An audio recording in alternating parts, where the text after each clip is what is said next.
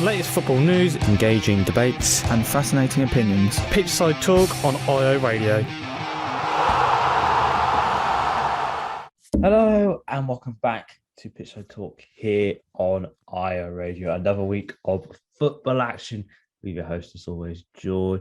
I hope you're having a good week. I hope you're enjoying the beautiful weather we have got, the beautiful sunshine. I apologise we haven't done a show in a little bit of time.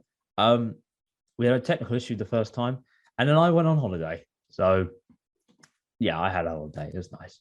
Bit windy at Silverstone, but we don't talk about it. We don't talk about my other sporting passions. We only talk about football on the show, and that's the only thing we're going to do today.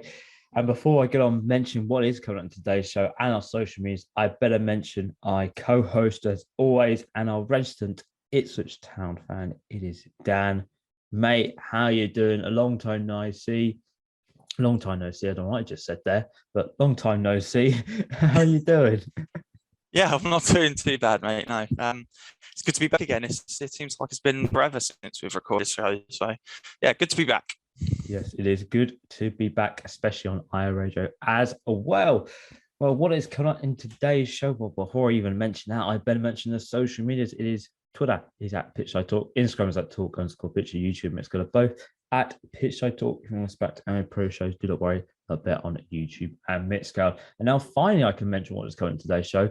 And well, we're going to be talking about Ipswich Town. We've got Ipswich Town news. Hooray! We've got games being played behind closed doors that nobody knew about. And we're going to be talking about that a little bit as well.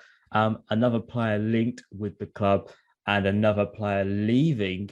Yes, leaving the club as well. And also, Town are going to receive some money, some actual millions of pounds for a player joining another club. I guess, if you've read the rumours, you know it is. Or if you've read the news, you know it is. But we'll talk about it a little bit later on the show.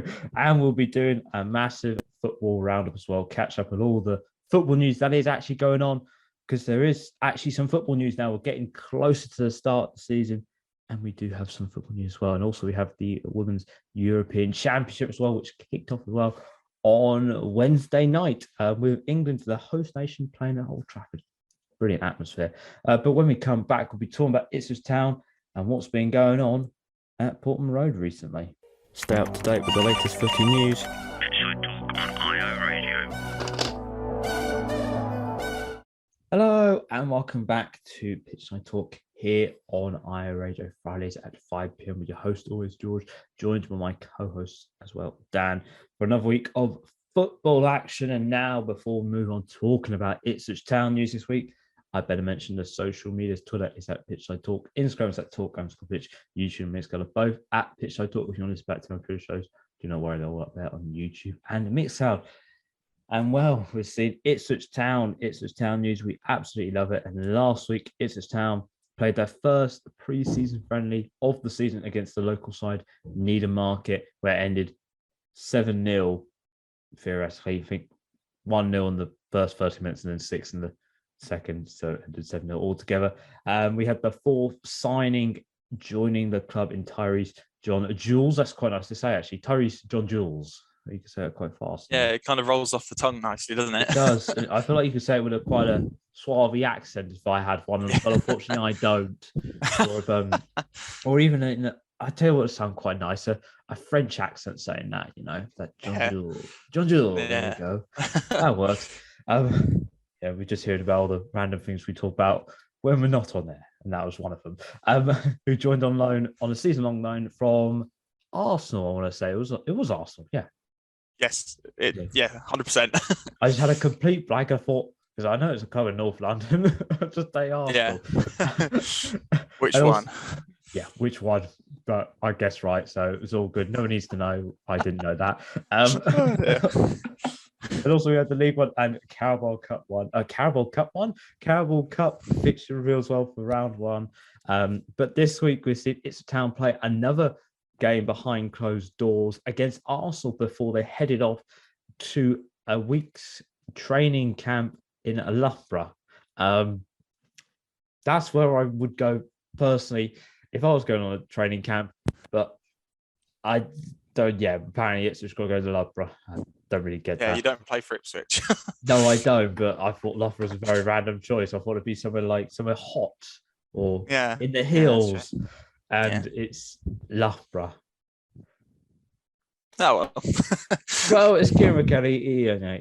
There's Yeah. something behind the master plan, but we'll never know. But also another player is linked with Ipswich Town, and we saw another player leave Ipswich Town, and Ipswich Town are going to be making some money on one player who has joined a club for a big money move. But we'll talk about that a little bit later on.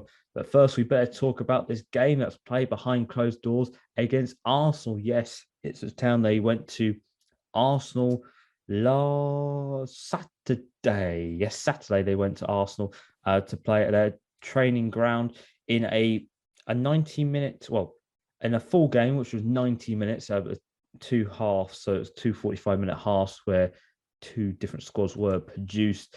And unfortunately, Ipswich Town didn't take home the bragging rights from this game. They unfortunately lost 5-1 in the afternoon game. But Aluko did score for Ipswich Town, but Eddie Nketiah didn't net a hat-trick as well.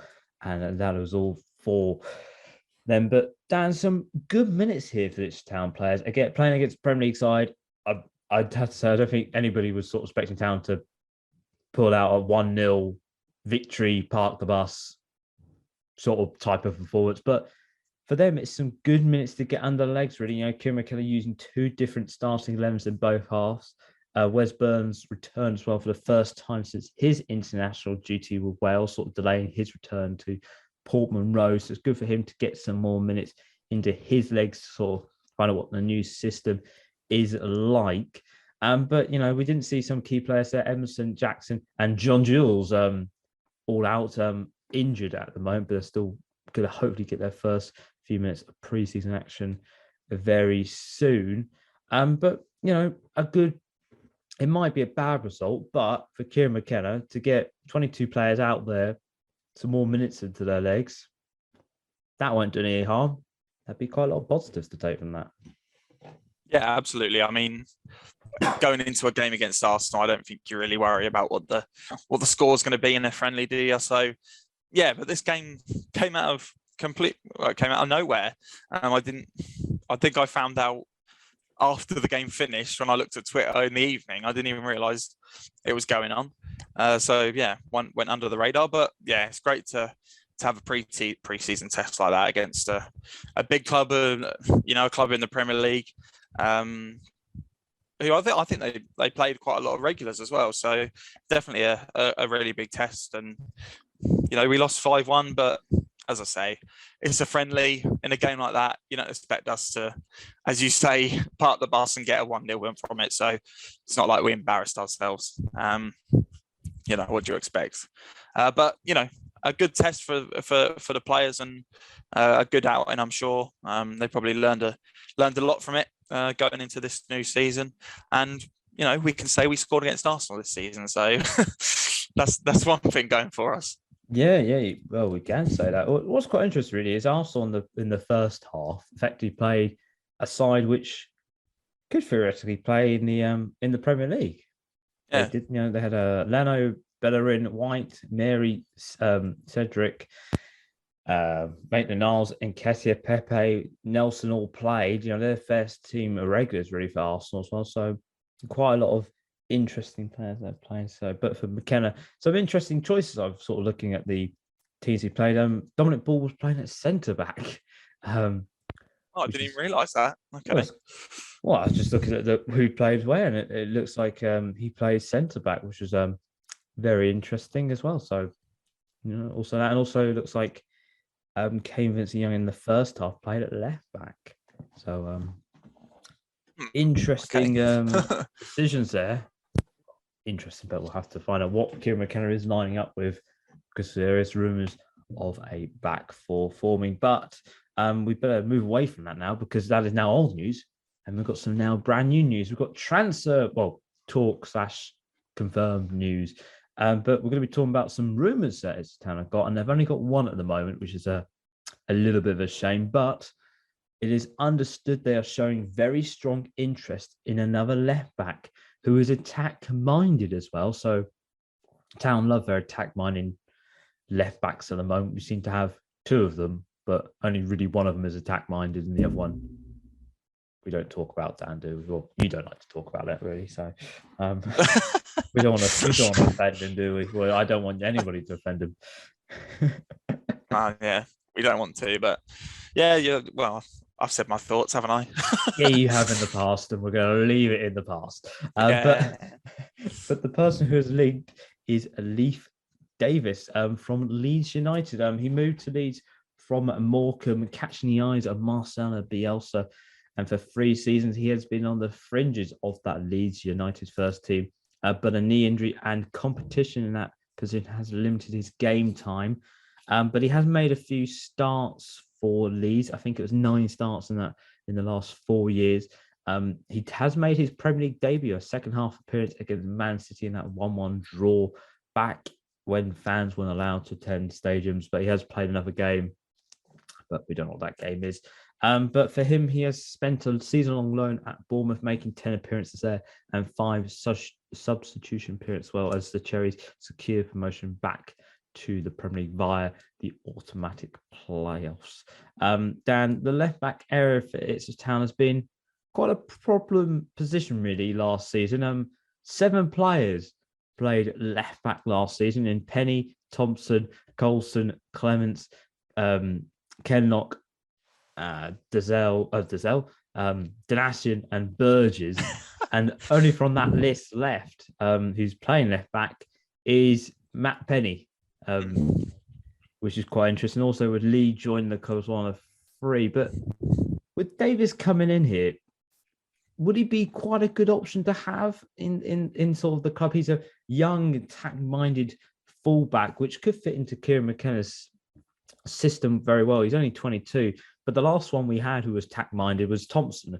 And that sort of didn't unfortunately work out for a few reasons. But with Davis coming in, would he provide that option that Kieran McKenna needs, a bit of flexibility? But it feels like signing him, it's going to be, unfortunately, more problems with injuries than anything else. Yeah, that's the thing, isn't it? We like to sign players who have a history of injuries, and this is another one. But I think it's good that we're looking at someone of that caliber who obviously, managers in the past have liked. And Scott Park obviously liked to bring him in on loan, but he didn't really get much game time at Bournemouth. But, to spend some money, it's good that you don't need to spend money in this league, as I've said before on previous shows, but it's good to see that we're actually going to spend some of that. But for a player that, I don't really know that much about, really. I think I'd only heard his name when we started being linked with him. But, left back was an area that we needed to strengthen. And I thought we did that with the Morecambe player, Greg Lee. I forgot his name for some reason then, but Greg Lee, who of course is an attacking-minded left back as well, and Davis looks like he is too. So 2 players that fit McKenna's style, and as you say, Thompson came in last season. I thought he was going to be that attack-minded fullback, and he could do that at some points, but I just think he was a pretty average fullback, to be honest. I don't think he did anything wrong. But to bring, this player in for another fullback option, it will be a good bit of business, and I look forward to seeing how he does. It does make me think about a Penny, of course, though, where he'll fit into the side. I'm not the hugest fan of Penny, but with 2 left backs coming in, I think he might be a little bit worried, but we'll wait and see. But yeah, I think this is a really good signing. And obviously, as with all the signings, if McKenna thinks he's good, then who are we to complain? Yeah, who are we to complain? But you just mentioned about their Penny. That just brings a bit of an interesting side point. Does that, if Davis does join, do you think that is possibly the end of Penny's spell as an Ipswich Town player, or would he stay as what we would unfortunately call the third option? Yeah, I think it's most likely he will stay as third option. But I think if we hadn't signed Greg Lee, I think maybe he could have a chance. But the fact that we've signed or going to sign another 2 left backs, I feel like I'm a bit worried for Penny's future at the club, but we'll wait and see. I'm sure he'll be there as an option this season because I don't really see any club coming in for him. He can do a job at times, I think. But yeah, I think I can just imagine that these two left backs will be in front of him in the pecking order. Because I feel like Davis will probably come in as a starter if we're paying money for him, but we'll have to wait and see because, I guess Greg Lee is that a little bit more experienced than him in this league, and he's older than him, so maybe he will be his first choice. But it's good to have competition there, isn't it? But then it gives a chance for Penny to prove that he can be good in that position. But I don't know. At the start, going into the season, I see him as third choice. Ooh, very, very interesting. Though, we'll have to see what happens there. And also, I think Greg Lee will start only because he has a full campaign behind him in League One under at Morecambe, which he proved very well. Actually, I didn't realise this, that he only joined Morecambe just to build fitness back up. Apparently, Okay. I think he had something. I heard he had a long-term injury, and he joined Morecambe just to get some fitness back into him, and just played a season there, and then decided to, I'm going to leave. That's a very. And joined Ipswich, so I'm sure he's not complaining. Oh no, he doesn't. He's probably loving life now. Yeah, with the tractor voice. But with Leif Davis rumoured to the club, there has been a little bit. It has been a little bit quiet on sort of ins and outs. But on the outs, it didn't get a little bit quiet. It got a little bit busy with Town confirming on Tuesday afternoon that one of its youngsters would be leaving the club by mutual consent in Dobra. He is leaving. Dobra has left now the club. The 21-year-old left Portman Road after coming through the club's academy, making 30 first-team appearances where he scored on his debut. Remember, he scored on his debut against Luton Town in the Carabao Cup back in 2019. But he really failed to make an impact on the starting 11 on that from a regular basis. Either that's down to the managers or other factors. It never really worked out for him, and he never broke into the first team or to the manager's plans. And last season, he found himself slipping out of the first team, where he went out on loan to Ipswich Town B team. Oh, sorry, I keep saying it wrong. It's Colchester. He went out to Colchester United, where he found himself there slipping out of the first team and even the match day scores as well, making 17 appearances. I think he scored once or he assisted once in that 17 appearances. But when he returned to the squad in May, it became very clear that he faced a very impossible task of trying to push his way into Kieran McKenna's first team side, which has now seen him now drop down 2 leagues to go and join Chesterfield in Paul Cook's side, who has swooped to bring him in on a free, and a very, very, very cringy tweet caption as well by Chesterfield Football Club. I won't repeat it because it's not nice. It's horrible, isn't it? Really, blame it on copyright. Yeah, and copyright as well. We can't say because of copyright and film franchises. But he's joined there now on a 2-year deal to the National League side. But Dan, in the space of 12 months, we've had Flynn Downs go, Dazelle, Bishop, Lancaster have all left Portman Road. Now Dobra is the 5th one to join that list of another Town youngster who never really reached the potential they had at Portman Road. He never lived up to the hype. He was hyped up so much. We've got to remember here, when he was relegated to League One, he was the brightest spark. He was going to be the saviour of everything Ipswich Town and, bring them back up to the Championship. But it never worked out. He never really made any appearances. We've got to remember the first appearance he made in League One, which was against Accrington. He got sent off and then missed the next 3 games and didn't come back in for another 6 months because of that. But it's sort of weird that it never worked out really under 3 different managers, and Paul Lambert, Paul Cook, and Kieran McKenna. It never worked out for him, and that loan spell at Colchester felt like that was a nail in the coffin of he's not good enough in League Two. But it's a real shame what's happened to him. But should he have left Ipswich Town, or should he have stayed? Or was it the right decision that Town have let him go because of the vast number of good forwards we now have at this club. Yeah, I do think it was the right decision for him to leave the club.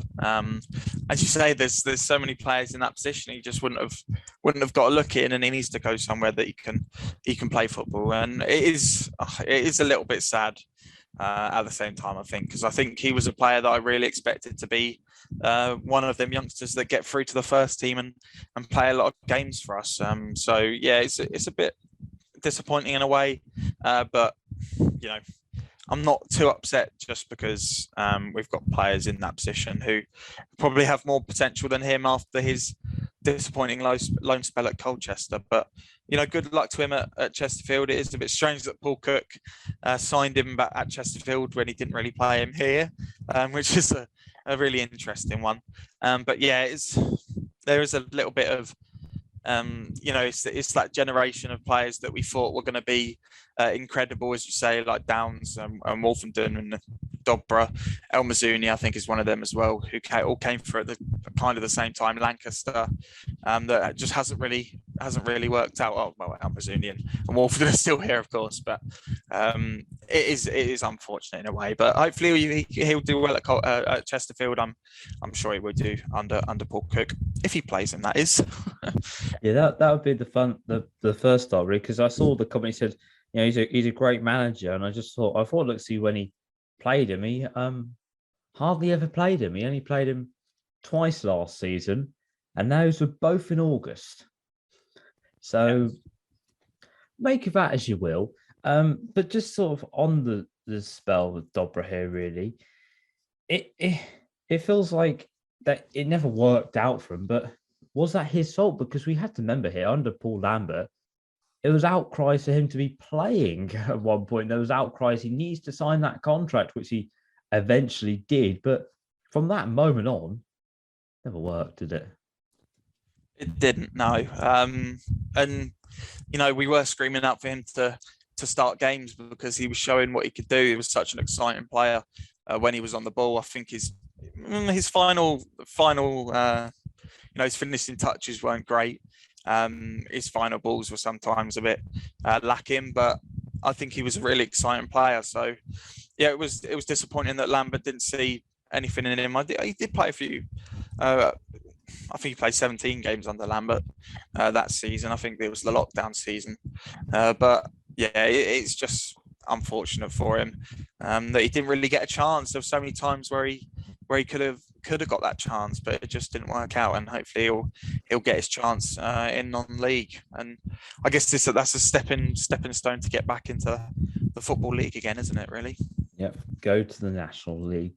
And well, that is all for your Ipswich Town news there. But we have one more bit of news, because Ipswich Town are going to receive some money. Yes, they're going to receive some money, but they haven't sold a player. But one of their old players, who we actually just mentioned in the list of Town youth youngsters that came through the academy, has made a big money move to the Premier League, and that is Flynn Downs. He has completed a big money move to West Ham for a reported fee of 12 million so far, and Ipswich Town are going to receive some money from this. They put a clause in to receive 20 to 25% of whatever he was sold from Swansea onwards. And it's reported that Town could receive between the fee of 2.1 to 2.6 million pounds for the youngster, making their potential overcoming in for him at 4 million, because they sold him for 2 million pounds, or 1.5 million, rising to 2 million with the add-ons. But there is potential talk that this could actually raise up to 14 million pounds, where Town will just receive over 3 million pounds for the midfielder. Dan, some good news. Some good news to Town. They're receiving some money from Flynn Downs' sell to West Ham.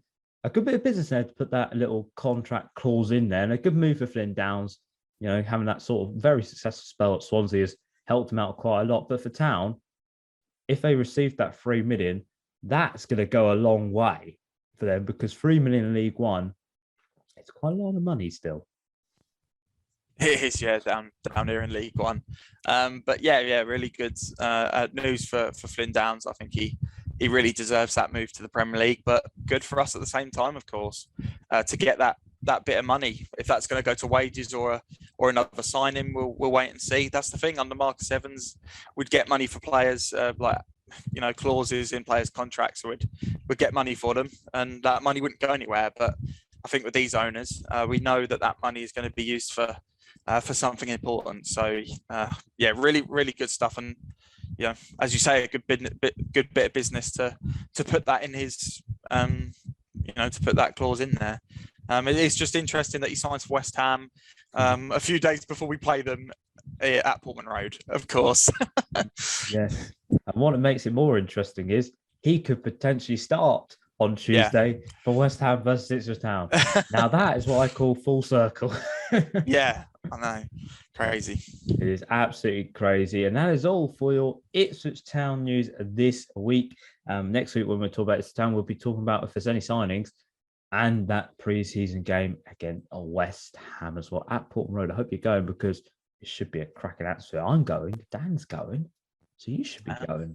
If both of us are going to this game, we must know this is going to be good. So we must go. But when we come back, we'll be talking about, we'll be doing a football roundup, talking to everything that has been going on in the football world, from transfer news to the Women's Euro Championship kicking off as well, with England playing Austria at Old Trafford, and much, much more. So we'll be back in 2 minutes. Pitchside Talk, footy debate from the Premier League Outback. Hello and welcome back to Pitchside Talk here on IO Radio. Fridays at 5 p.m. with your host always George, joined by my co-host always Dan for another week of football action. And before we move on talking about our football roundup for this week, I better mention the social media. Twitter is at Pitchside Talk. Instagram is at Talk_Pitch. YouTube and Mixcloud both at Pitchside Talk. If you want to listen back to our previous shows, do not worry, they're all up there. Or if you want to listen back to this show here and you missed us talking about Ipswich Town and all its glory, do not worry. That'll be up on YouTube Mixcloud at 6 p.m. after the show is done. And sorry, I had a little hiccup there as well. That was not helpful at all mid-sentence. But we're going to be kicking off our football roundup this week.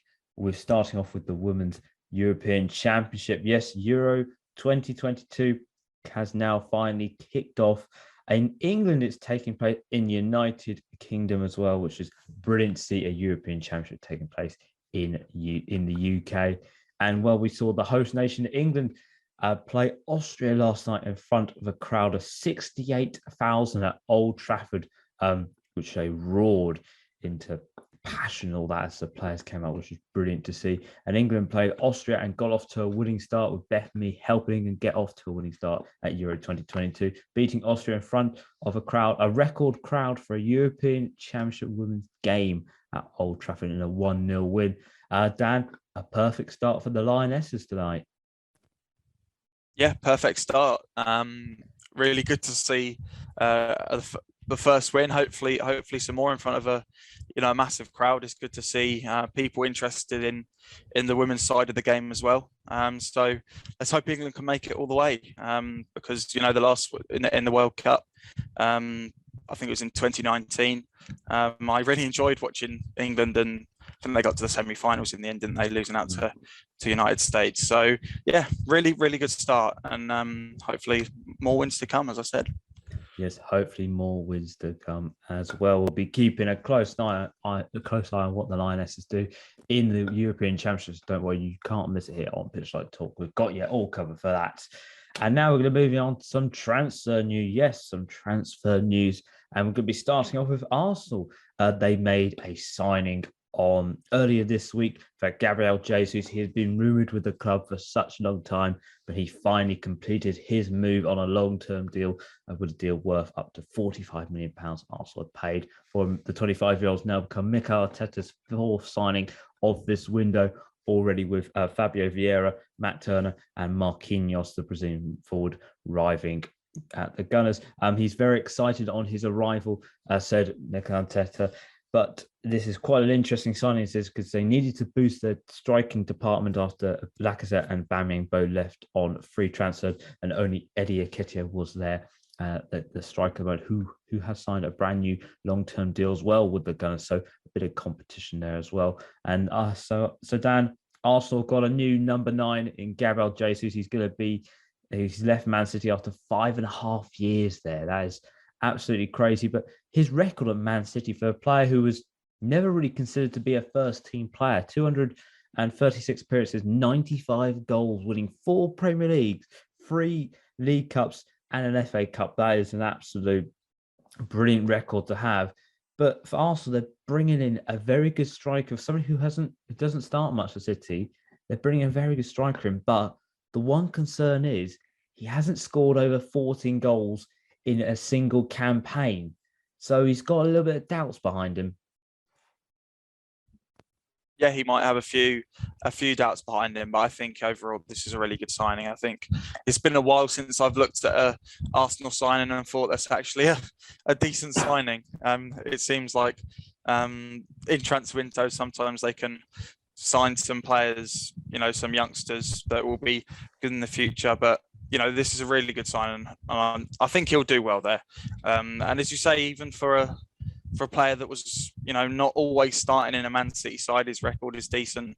Hasn't scored 14 goals in a season. Maybe there's a little bit of a worry there, because I think Arsenal, they could be relying on him a little bit, but we'll have to wait and see. Overall, I think his time will be successful at Arsenal. Do I think he'll, win a trophy there or take them to a top 4? I don't know about that, but we'll have to wait and see how well he does. Yep, time will tell. But does this make it a match made in heaven here? Because we've got to remember, Mikel Arteta worked with Gabriel Jesus at Man City, and they've got a very good relationship together. So is this going to be what they call a match made in heaven between these two? I mean, yeah, it could be. As you say, if Arteta worked with Gabriel Jesus before at Manchester City, he knows how he plays. He knows, his system and how he works. So that can only be a benefit to Arsenal. And I'm sure, he'll have time to work with Arteta again and the training ground before the season starts. And I really do think this is a good signing from Arsenal, and I think he will be a success. Yep. Well, we'll have to wait and see. But Dan predicts he's going to be a success. So that means that he won't be a success. No, joking. You're probably right. Nah, sure. I'm sure he will be. Everything is. I think it's a very, very good move by Arsenal. So doing some good business for once, which is a bit of a strange thing to say for Arsenal. But one team who got rid of Gabriel Jesus, Manchester City, announced half an hour later they have made a brand new signing themselves, and has put their 45 million back, reinvested their 45 million back into Calvin Phillips, signing the Leeds midfielder for 45 million, and in the process signing him on a 6-year deal as well, ending his 8-season spell at Ellen Road, where he made 235 appearances over that 8 seasons. Still only had 2 years left on his Leeds contract. But Dan, this is a really important move by Man City, because we've got to remember here, they let go of Fernandinho. He left on a free. There's only one player in that position who could play the same role as Calvin Phillips, and that is Rodri. They've got no cover for that. But signing someone like Calvin Phillips, who's English as well, we have to say he's English, so all the money's been bumped up as well. But it's a very good signing by him, because we know that Calvin Phillips was rated so much by Marcelo Bielsa. We didn't get to see a lot of that last season due to a lot of injuries, but we know he is a very key player for Leeds. He's been a very key player for England. And for Pep Guardiola, he's got a very good player here in Calvin Phillips. Yeah, he really has got a really good player in Calvin Phillips. Yeah, another really good signing, and as you say, someone who needed to come in really, considering Fernandinho left. So yeah, I mean, I'm sure he'll be great for Man City. He's, as you say, crucial for England. He was crucial for Leeds. They will absolutely miss him at Leeds. He's been the driving force really at Leeds for so many years now. It seems like forever that he's been at Leeds. So to see him at Man City will be a strange one, but a really smart signing from Manchester City, and a lot of money. But as you say, the money's always bumped up for the English players, isn't it? Yeah, it is. Yeah, it is. Well, we've noticed that quite quite recently, haven't we? With that as well. But also we've got some more news, and that is Derby County. Yes, Derby County. They've had a week of brilliant news. A takeover was done from a local property development firm in Derby. Finally brought out Derby County, so it means now their future is safe and secure. And now with new owners, they're now making signings. They're making lots of signings. They've made 3 signings in the space of a few days, with Conor Houlihan joining, James Chester and Dave McGoldrick as well joining the club. They also Houlihan signed a 2-year deal. Chester and McGoldrick have signed a 1-year deal in the process. Dan, Derby County, the best news in the world is here. They're now safe. They're now financially safe. They're out of the administrators' hands. They've now got brand new owners, and they can now spend some money and build this squad up, because we know they didn't deserve to be relegated from the Championship. Had all those point deductions. One of them was unnecessary, I think we can say, when that point deduction, if they didn't have that, they would have probably finished mid-table in the Championship. But now they're in League One. They're making such key signings here. Yeah, Houlihan, we know how good he is. James Chester, Dave McGoldrick. We've seen him at Bournemouth Road, Dave McGoldrick. We know how good he is. But this is now making them look like definite threats now for bouncing straight back up a first-time Varskin. Yeah, absolutely. I think, on one hand, it's fantastic that Derby aren't going to be in any more trouble and that they've been bought out by someone. That's fantastic news. You don't like to see any football club go under. So, fantastic news for them and their fans.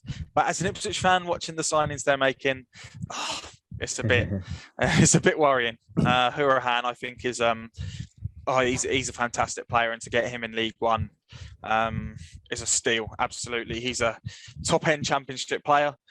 Chester, he has that experience, doesn't he? He's played for clubs in the Championship in the past. He's played in the Premier League, I'm sure, as well. I think he played for Aston Villa and Hull, I think, if I'm correct. I don't. That is correct. I might not be. Yeah, correct.